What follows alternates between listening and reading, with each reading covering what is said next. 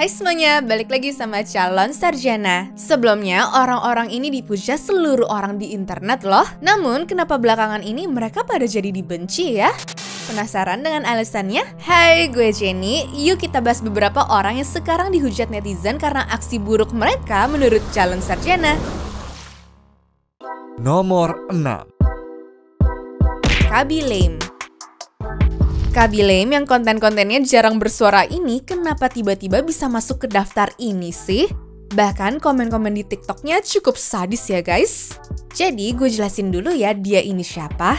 Khaby Lame merupakan seseorang keturunan Senegal Italia yang tidak terlalu mahir berbahasa Inggris dan pengen terkenal gitulah. Dulu tuh dia sampai mengupload 7 atau 8 video per hari, tapi cuma dapat 9 views dan 2 followers doang dalam sebulan pertama di TikToknya ya. Dari situ dia ubah strateginya dengan nge-upload video reaksi ke video-video aneh tanpa perlu ngomong. Nah, perlahan-lahan jumlah followersnya makin meningkat dan 10 juta, 50 juta, 100 juta, dan sampai sekarang ini. Sayangnya beberapa bulan belakangan orang ini malah dihujat habis-habisan guys. Lebih tepatnya setelah momen dia upload konten tentang anti-rasisme. Bahkan di story-nya saat itu dia juga bilang kalau emang ada yang tidak setuju soal masalah stop rasisme ini, boleh banget kok untuk unfollow TikTok-nya. Nah cuma sayangnya orang-orang malah nemu konten lama si Khaby yang kesannya tuh body shaming ke cewek-cewek. Dari sinilah Khaby yang sedang berusaha untuk menjadi TikToker nomor 1 untuk ngalahin Charli D'Amelio malah kehilangan 400.000 followersnya ya. Cuma anehnya waktu besoknya dia malah berhasil naikin followers dengan angka 3 kali lipatnya guys. Tapi yang ngebelinnya sekarang saat dia sudah ada di peringkat nomor 1 TikTok, gue jarang banget ya lihat video-video dia tuh yang baru. Nah entah kalian sadar atau enggak, Khaby ini sudah tidak pernah lagi kan lewat di FYP kalian. Bahkan perlahan-lahan meskipun masih menduduki peringkat 1, followersnya tuh berkurang terus loh. Nomor 5. MKBHD. Yang suka teknologi pasti tahu lah ya siapa dia. MKBHD alias Marques Brownlee belakangan ini bikin beberapa keputusan aneh yang bikin fansnya jadi pada kecewa semua. Pertama, dia ngeluarin aplikasi wallpaper bernama Panels yang harganya tuh mahal banget, sekitar $50 per tahun atau hampir Rp800.000 ya guys. Jelas banyak orang yang merasa kalau ini tuh terlalu berlebihan untuk sekedar wallpaper. Belum lagi aplikasinya dianggap terlalu banyak iklan dan ngumpulin data penggunanya secara berlebihan. Nah, belum selesai kontroversi soal aplikasi itu, MKBHD bikin masalah lagi nih ya ternyata. Dalam video terbarunya yang disponsori DJI, dia ngebut pakai Lamborghini sampai 154 km per jam di zona sekolah yang batas kecepatannya itu cuma 56 km per jam. Jelas bahaya banget dan bikin orang-orang pada langsung marah lah ya. Dan anehnya speedometernya tuh di-blur tapi masih kelihatan di display penumpang. Dan papan jalan pun jelas-jelas nunjukin ya kalau dia tuh salah juga. Ya, meski sudah minta maaf dan menghapus bagian ngebut itu dari videonya, tapi jelas banyak yang ngecewa guys mengingat pengaruhnya yang besar di dunia teknologi. Bang, kayaknya tahun ini bukan tahun lu deh ya. Banyak banget sih blundernya. Nomor 4. Willy Salim. Willy Salim belakangan ini jadi bahan omongan banyak orang ya guys. Tingkahnya itu yang bikin netizen pada kesel. Pertama, Willy ini punya ambisi besar banget untuk ngalahin MrBeast. Dia sampai minta-minta followers untuk bantu mencapai tujuan tersebut. Gua jamin gak ada orang yang mau ngalahin MrBeast. Ngelihat followers dia duluan aja udah bingung, udah takut. Tapi gua anak bangsa Indonesia malahan percaya, yakin gua bisa bawa nama Indonesia ke mata dunia. Gua janji. Ya kalau lu bilang MrBeast nggak bisa dikejar, gua merasa gue bisa kejar ya. Nah banyak orang yang merasa kalau ini tuh nggak penting dan cuma bikin Willy makin kaya aja. Terus Willy juga sering banggain jumlah followersnya yang sudah puluhan juta itu ya. Udah nggak masuk akal, kurang dari 24 jam followers gua nambah 1 juta. Baru aja kemarin 55 juta. Sekarang udah mau 56 juta followers. Merinding sih. Tapi banyak yang mengkritik karena sebagian besar penontonnya itu adalah anak-anak. Nyatanya dia malah bikin kelas online berbayar yang tidak cocok untuk audiensnya itu dong. Yang bikin tambah parah, Willy juga sering cerita kalau dia itu from zero to hero. Lu ada Salim juga kan? Iya. Dipikir keluarganya ini ya, Anthony Salim ya? Lu ada saudara? Enggak. Oke. Kan gue dari desa, dari Bangka. Cuman karena gue tahu kondisi keluarga gue, jadi dari SMP, dari SMA gue udah kerja om. Oh, oke. Ya, di SMA gue udah cari duit, gue jualan. Waktu SMA gue jualan bekal sekolah. Padahal katanya dia itu sebenarnya dari keluarga berada ya guys. Jadi banyak yang merasa kalau dia ini tuh nggak jujur soal latar belakangnya. Belum lagi dia pernah ngaku dapat penghasilan 1 miliar dari 1 kali siaran langsung di TikTok loh. Lu tahu gue pernah live streaming di TikTok nggak? Iya, yang jualan produk ya. Iya. Hah? Bukan produk gue loh, affiliate. Betul. Tebak komisi gue sehari bisa berapa? 100-200 juta? Kalau dapat segitu mungkin gue agak sedih ya. Berapa bro? Berapa? Dengan effort yang gue keluarkan, kalau gue sungguh-sungguh, ya se-M lah lebih mungkin. Tapi ternyata ini dianggap tidak masuk akal sama beberapa orang yang tahu industri tersebut. Buat podcast lu bilang lu bisa dibayar 1 miliar dalam 1 kali live, man.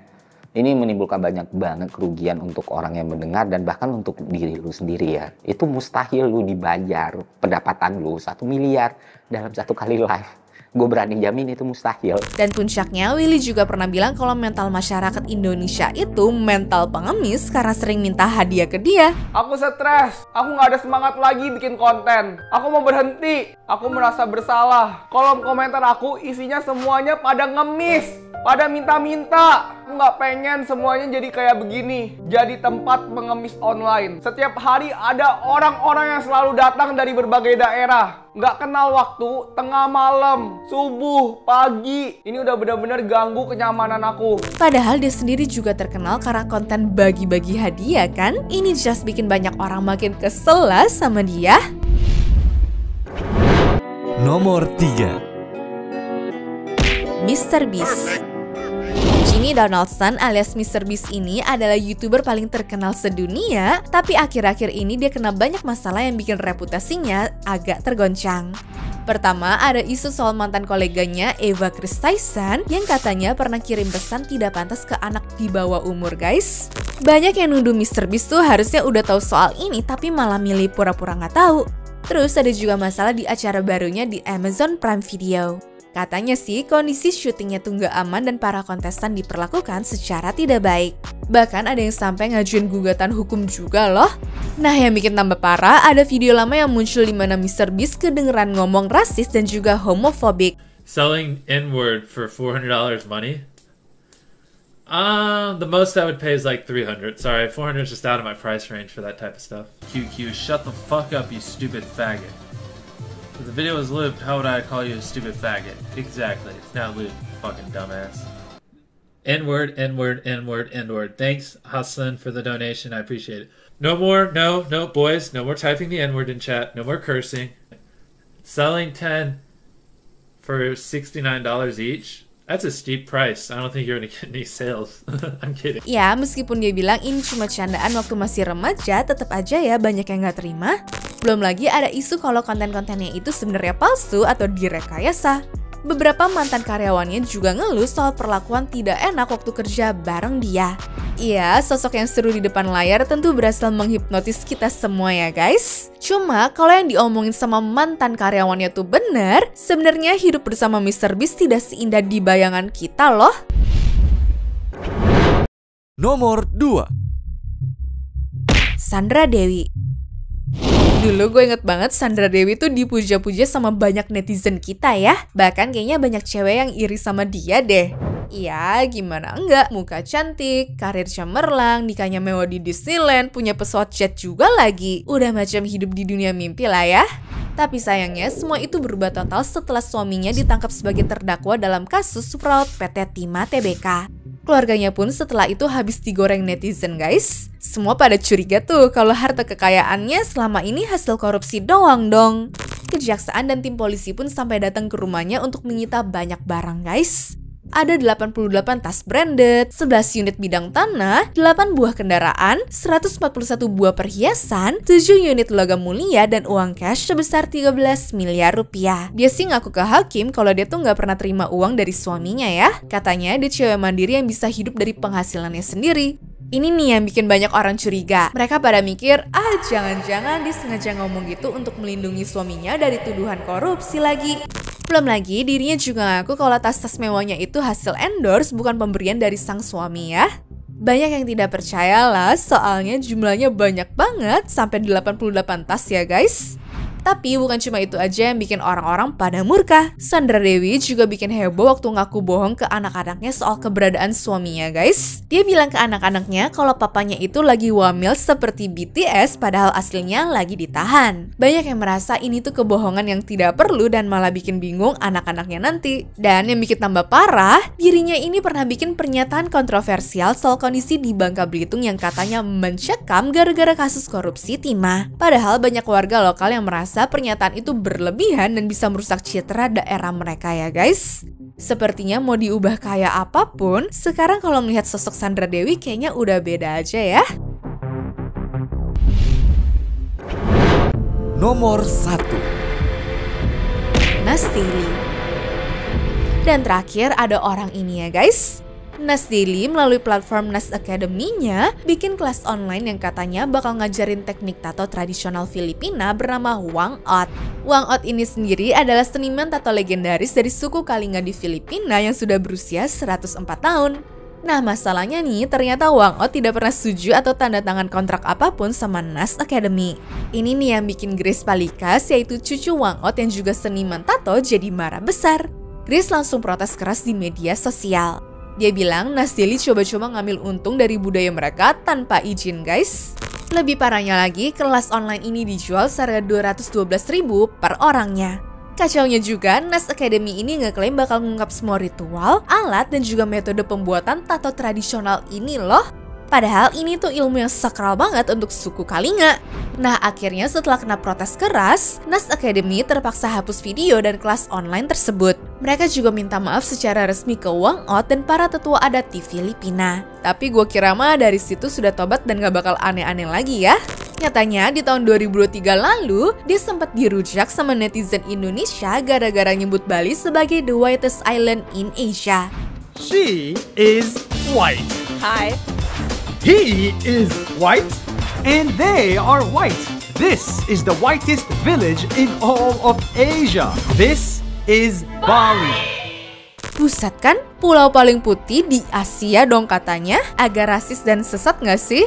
Kemudian yang terakhir, banyak orang yang kecewa gara-gara sikapnya soal konflik Israel-Palestina. Nas Daily ini sebenarnya punya darah Palestina, tapi dia lahir dan besar di negara Israel sehingga paspornya tuh Israel guys. Nah dia sempet tuh buat video tentang konflik yang terjadi di negaranya. You know, a lot of people wanna see Israel disappear. I don't. I think Israel should exist because it has good people inside of it. And I think Palestine should exist because it has good people inside of it. And that's why I think it's not one or the other.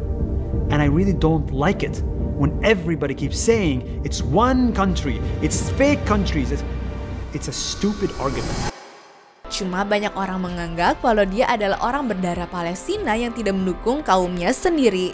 Nah ini yang bikin banyak orang, terutama pendukung Palestina, jadi kesel sama dia ya. Mereka merasa Nas Daily gak peka sama penderitaan rakyat Palestina dan malah dianggap jadi alat propaganda Israel ya guys. Akibatnya dia lumayan banyak nih di cancel sama orang. Salah satunya waktu bikin acara meet up di Jepang, malah didemo sama aktivis pro-Palestina guys. Mereka bilang Nas Daily sengaja ngetauin genosida yang lagi terjadi di Palestina. Parah kan? That's us. That's incredible. A Japanese person is coming to tell an Israeli Palestinian what to think. Yeah, Israeli, yes. Children being murdered, obliterated, some of them evaporated, Nas Daily. Evaporated. What do you have to say to that? It's put on your hands. You got funded by the Zionists. I love you. You are amazing. You are amazing. You are the terrorist. Zionist racist. You are the terrorist. Anyways, cukup sampai di sini ya guys video hari ini. Sampai jumpa di video selanjutnya. Dah.